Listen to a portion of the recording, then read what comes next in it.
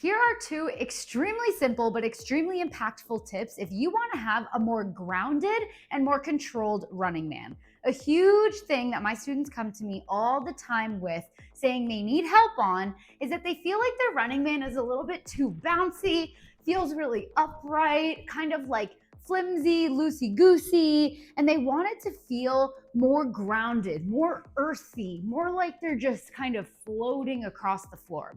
So these are two of the main tips that I give them, and I'm going to share them with you today. The first one is that you want to actually drop into your weight more on your triangle. So instead of just kind of like hopping on the spot and opening up your legs into this triangle position, number one, notice that I stayed at the same height, right? I kind of just hopped on the spot. And notice that my knees are still quite straight. Now, they're not fully locked out, although I do see that very frequently, but they're not actually bent to the point where I feel the heaviness into the ground and feel the actual muscle connection and my larger muscles turning on. And that is what we want for a grounded running man. What you can do is from this perch position, imagine that someone is pulling a rug out from behind you and you're almost kind of like, whoa, right? Like, obviously this is for dramatic effect right now. But like if you were to be, standing there on one foot and someone were to pull the carpet out from under you, you're not going to drop like this. You're going to actually drop down, right? So I'm bending into that front knee. The back knee can even have a slight bend as well. I'm slightly hinged forward at the hips and I'm really, really grounded, okay? That is the first one. The second tip, this one is basically the same, but different. It's like another element to that.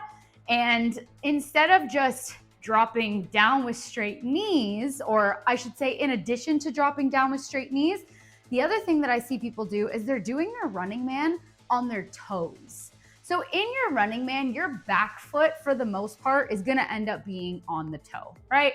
In some cases, maybe if you do a really small, like Melbourne style running man, that back foot could be flat.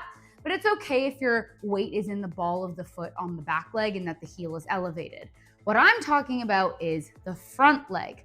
So what happens is people are dropping down into their running man and they're staying kind of elevated on their tippy toe, or they're landing on their tippy toe first, right? So now we have the bounciness happening. We have landing on kind of straight knees. And then we have, if you look at my feet, I'm actually landing on my toes the whole time. So this is preventing you from making that really nice grounded connection with the floor that you crave. So I'm gonna show you the difference now, adding the elements that I just said. We're going to land, bending into the knees, really nice and heavy, and we're gonna land on a flat foot. You don't necessarily have to land on the heel. There are variations of the running man where you can do that, but we just wanna speak very foundationally today, trying to land almost on this middle section of your foot with a little bit more emphasis on the back part of the foot. The toes, it's just flat, just a nice flat foot, okay? So from this position, I'm gonna drop here. Boom, nice and low.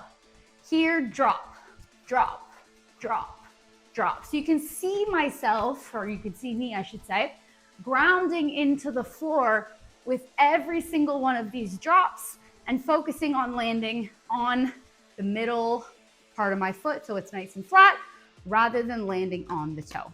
Apply these small but mighty tips into your running man and see a huge difference in how controlled it feels, how grounded it feels, and how powerful it feels. Make sure you follow Shuffle Shred. Make sure you subscribe to my channel so that you can see all of these videos that I post weekly that's gonna help you become a stronger, powerful, and more unique shuffle dancer.